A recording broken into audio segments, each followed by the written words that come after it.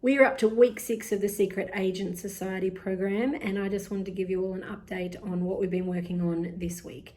So, as I mentioned last week, we started to introduce conversations and circles of conversations. So, trying to keep that conversation going. We're elaborating on that a little bit more this week in that we're working on talking to other people about things that are of interest to them. So often one of the things that our kids are really good at is that they'll answer questions about themselves and they'll talk about themselves, but they're not necessarily as good at showing interest in other people. And so that's what the focus of the first part of this session is around. It's around thinking about one of their friends and thinking about what they know about them already and what they would like to get to know better about them. It's about jotting down all of the things that they know are of interest to the person.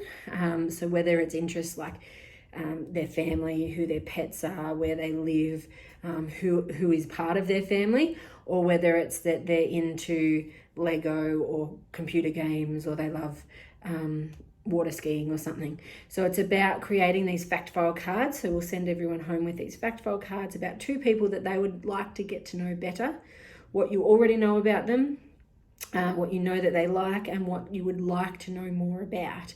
And so that way we're giving them some clues or some cues so that when they're going into those conversations, they can move the conversation to the topic that's of interest to that person. So it's not just then about answering a question and asking a question back, which is what we talked mostly about last week. It's about answering a question and then asking them something that you know that they're going to enjoy talking about, because we know people inherently love talking about themselves. We know that the conversations are more likely to continue if we show an interest in other people, and so we want to teach our kids how to do that really well. And so, for example, if a friend says, "Oh, how was your weekend?" and you say, "Oh, it was great, thank you," and the friend says, "Oh, what did you get up to?" "Oh, I played video games." But the friend didn't love video games. If one of our kids just went on and on and on about video games, then the friend is quickly going to walk away and find someone else to be friends with. And so what we want to teach them is that to be able to say, "Oh, I played this great video game. It was awesome. What did you get up to on the weekend?" And then the friend might say, "Oh, we went water skiing." It's like, "Oh, whereabouts did you go?" So teaching them to keep those circles of communication going and asking more of those questions. And that's something we would love you to practice and reinforce at home as well. So it is one of the missions in this week's program, is to look at that conversation code and what you're going to practice focusing on. My thing, I guess, I find most useful for the kids to practice on is 1, asking questions that are of interest to the other person, and 2, after giving a response, then following that response with a question about them. Because otherwise, if we just give our response and stop talking, as I mentioned last week, the conversation won't go any further. So they're the most 2 common things to have as missions, and they're the 2 things that I would love you as parents to practice in the car when you're having sort of informal conversations, is to role model that to them as well, and then to point out to them when they're doing a great job back, so that you can really reinforce that positive behaviour. So we talked about some different talk topics. So we talked about how family pets can be a really good topic. We talked about how school can be a good topic, how the weekend can be a good topic, and then other interests. So gaming, sports, those sorts of things. So trying to give them some general topics to make that an easier process as well. And then from there, we move on to starting to talk about the play code, which is actually in lots of ways really similar to the conversation code. In the book, if you want some hints yourself, it's the pink page, and there's a little pink cheat sheet in their little blue book as well that just goes through the play code. But really it's looking at when's the appropriate place to ask someone to play, when is not an appropriate time to ask someone to play, how do you know the right person to ask to play, what is it that's going to suggest that this might be a safe person, an appropriate person to ask to play, and how might you do that, what might you say, those sorts of things. So the focus is on watching what they're doing, reading the situation, working out the best time to approach, waiting for a break in a conversation or a time when they might be by themselves where you can approach, looking friendly and saying something nice about them or what they're doing to try and have that icebreaker to get into the conversation, And then asking if you can join the game or asking how you might help. So if they're already playing a game, saying, hey, do you need any more players? Or hey, do you want me to score? Or hey, is there something I could do to help? So teaching them different ways to ask to join the game. And there's a little sort of cheat sheet, I suppose, in the book there with some suggestions, and that can be a good guide for you as well. If they're doing nothing, then asking them to play. Say, hey, would you like to play a game with me? So, or would you like me to play a game with you? So going up and initiating that play as well.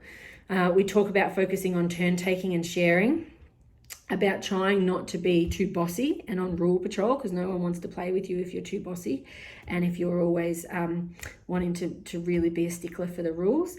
And then how to watch for signs of whether or not they're having fun. If the other person is looking bored or not having fun, we want to be able to spot those body signs and then do something about it. So let them know, hey, I think we might finish up after this round. I've had enough. Do you want to play something else?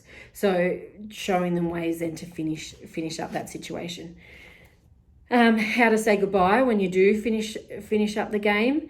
And then looking at if there's an issue. So if you ask someone to play and they say no, well, what do you do then? What's the process?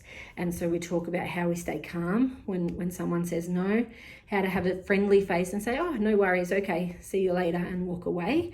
And then how to ask someone else. So giving them those tools so that if they go up and they do ask to play, we know that a lot of times kids are going to say no, and that's just part of life, and that's okay. The kids are entitled to say no, but what do you do in that situation if they do say no, and how do you deal with the disappointment of that situation?